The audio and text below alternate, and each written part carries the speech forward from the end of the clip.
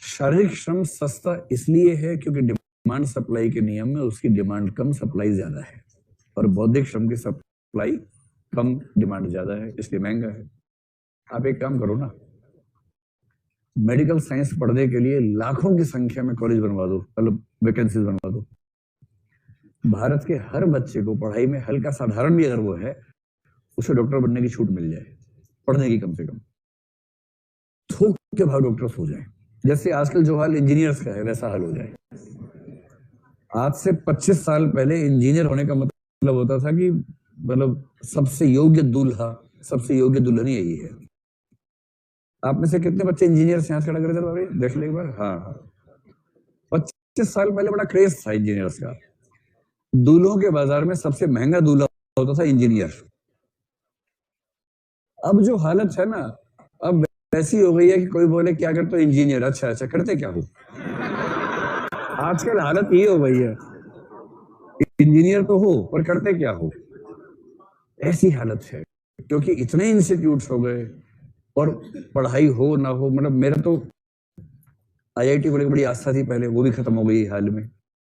Mock interviews में हर साल IIT के बहुत सारे बच्चे आते हैं, इंग्लिश मीडियम में भी हिंदी में भी। 10 में से 5 से बात करके आईआईटी के प्रति आस्था खत्म हो जाती है मेरी। इंजीनियरिंग को लेकर तो पहले खत्म हो गई थी। मैं ऐसे 3-4 इंजीनियर से मिला हूं जिनसे मिलकर मुझे भरोसा है कि मैं भी कर सकता था। तो कंप्यूटर इंजीनियर है और मैं कंप्यूटर पे लेमैन वाला सवाल पूछ रहा हूं, वो नहीं बता पा रहा है, और वो बीटेक कंप्यूटर इंजीनियरिंग में है। तो इससे मुझे ये भरोसा हो गया कि जैसी पढ़ाई आर्ट्स में होती है वैसी इंजीनियरिंग में भी होती है। देश एक ही है, रंग अलग पंथ अलग, लेकिन देश एक है। इस मामले में, लेवल्स के मामले में एक ही। अगला है डिग्निटी ऑफ लेबर, यानी श्रम की गरिमा। उन बच्चों को बचपन से अभ्यास करवा देना है कि फिजिकल लेबर जो है, श्रम है, वो अच्छी बात है, बुरी बात नहीं है, श्रम करते रहना है। आजकल एक कंसेप्ट चल रहा है, इस बार के आईएएस के बच्चों ने अपनी हॉबी में लिखा है प्लॉगिंग, बहुत सारे बच्चों ने प्लॉगिंग लिखा है। ये नरेंद्र मोदी बड़े कमाल की आदमी है, लेकिन कुछ भी कहो, इस आदमी को ये पता है प्रसिद्ध कैसे लगातार हो सकता है आदमी।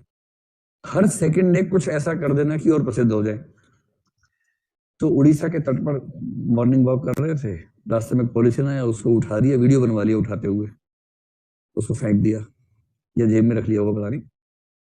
उसके बाद लोगों ने कहा, साथ में एक ट्वीट कर दिया कि सुबह सुबह सैर करते हुए थोड़ी सफाई भी हो जाए तो क्या बुरी बात है। प्लॉगिंग, साथ में वो क्या बोलते हैं उसको, ऐसे हैशटैग करके प्लॉगिंग कर दिया।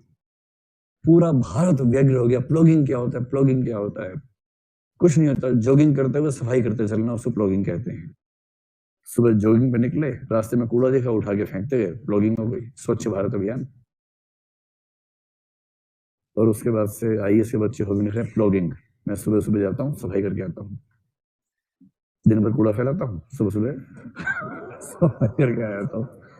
तो ठीक है, श्रम की गरिमा कितनी अच्छी बात है। नरेंद्र मोदी ने, भाई प्रधानमंत्री कूड़ा उठा के फेंकता हुआ दिखे, इससे प्रेरणा मिलती है हर व्यक्ति को कि कूड़ा दिखे तो हटा दो। उसके लिए ये क्या जरूरत है कि किसी की वेट करनी है कि वो आके ठीक करेगा, खुद ही कर दो उसको। कितनी शानदार बात है। और सामाजिक जागरूकता में अपने धर्म, अपनी संस्कृति, अपनी परंपरा की जागरूकता भी जरूरी है।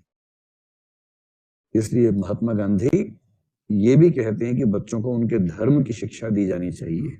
वो धर्मनिरपेक्ष टाइप के आदमी है भी तो नहीं, उनको सर्वधर्म संभाव अच्छा लगता, संभाव अच्छा लगता है, तो उनको कोई दिक्कत इसमें है भी नहीं। और अंतिम बात है, शिक्षा ऐसी हो कि प्रकृति के साथ भी बच्चों का सहयोग जुड़े, प्रकृति भी उसका हिस्सा बने। इस मामले में सबसे अच्छा मॉडल कौन दे गए हैं? रविन्द्रनाथ टैगोर। उनका जो शांति निकेतन है, उसमें क्लास रूम्स की जगह पेड़ के नीचे क्लास होती थी। एकदम पेड़ है, पक्षी चहचहा रहे हैं, वहां क्लास चल रही है, बच्चे प्रकृति के बीच में बैठ के क्लास करते थे। तो प्रकृति के साहचर्य में शिक्षा, यानी प्रकृति के साथ गहरा जुड़ाव बच्चे का बने।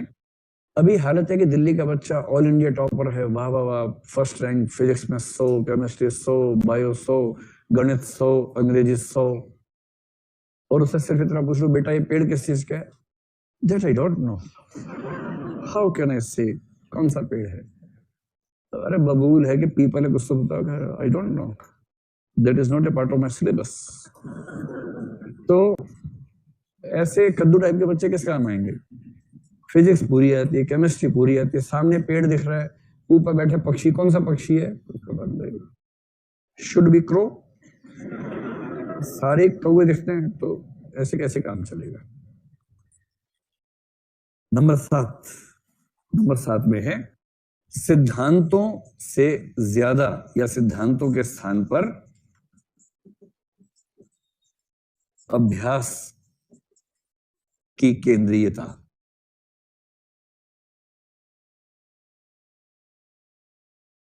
सिद्धांतों के स्थान पर अभ्यास की केंद्रीयता। अभ्यास केंद्र में प्रैक्टिस बेस्ड एजुकेशन होनी चाहिए, थ्योरेटिकल एजुकेशन का बहुत महत्व नहीं है।